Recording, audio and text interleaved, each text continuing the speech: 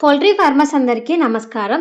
Layer ఫార్మింగ్‌లో feed కరెక్ట్‌గా maintain చేస్తున్నా సడెన్‌గా ఎగ్ ప్రొడక్షన్ పడిపోతుందా?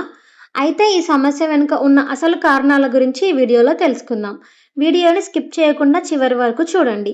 ఈ వైట్ లేయర్ కోళ్లలో ఎగ్ ప్రొడక్షన్ తగ్గడానికి ముఖ్య కారణాలు ముందుగా హీట్ స్ట్రెస్. వాతావరణంలో వేడి ఎక్కువైతే లేయర్ కోళ్లు త్వరగా స్ట్రెస్‌కి గురి అవుతాయి.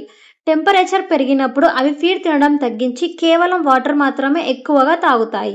దీనివల్ల వాటి శరీరానికి అందాల్సిన పోషకాలు అందక వాటి ఎగ్ సైజ్ మరియు ప్రొడక్షన్ దారుణంగా పడిపోతుంది. అందుకే షెడ్‌లో ఫ్యాన్స్, ఫాగర్స్ కరెక్ట్‌గా పనిచేసేలా చూసుకోవాలి. Second reason feed management and calcium లోపం.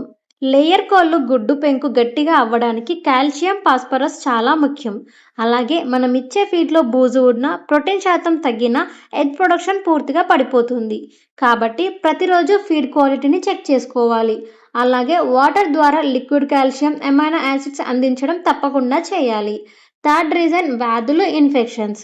ఎన్‌డి, ఐబీ లేదా ఈడీఎస్ వంటి వైరల్ జబ్బులు వస్తే ఒక్కసారిగా ఎగ్ ప్రొడక్షన్ 50%కి పడిపోతుంది. కాబట్టి సరైన వ్యాక్సినేషన్ షెడ్యూల్ పాటించడం, షెడ్ చుట్టూ బయోసెక్యూరిటీ కఠినంగా పాటించడం దీనికి ఏకైక మార్గం అని చెప్పవచ్చు. మరి మీరు కూడా ఈ వైట్ లేయర్ ఫార్మింగ్ చేయాలనుకుంటున్నారా? అయితే మా దగ్గర హై ఎగ్ ప్రొడక్షన్ ఇచ్చే క్వాలిటీ బీవీ300 15th వీక్ బర్డ్స్ అవైలబుల్‌గా ఉన్నాయి. ఈ రెడీ టు లే బర్డ్స్ మీ షెడ్‌లోకి వచ్చిన కొద్ది రోజుల్లోనే మీకు ఎగ్ ప్రొడక్షన్ స్టార్ట్ చేస్తుంది. వ్యాక్సినేషన్ అంతా పూర్తిగా చేయబడిన బర్డ్స్‌ని మాత్రమే సప్లై చేస్తాము.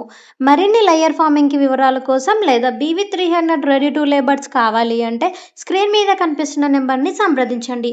మా దగ్గర ఈ బ్రీడ్‌కి సంబంధించిన ఫీడ్, మెడిసిన్స్, వ్యాక్సిన్స్ అన్నీ అవైలబుల్‌గా ఉంటాయి. ఈ ఇన్ఫర్మేషన్ గనుక మీకు యూజ్‌ఫుల్ అనిపిస్తే మా ఛానల్‌ని సబ్స్క్రైబ్ చేసుకోండి.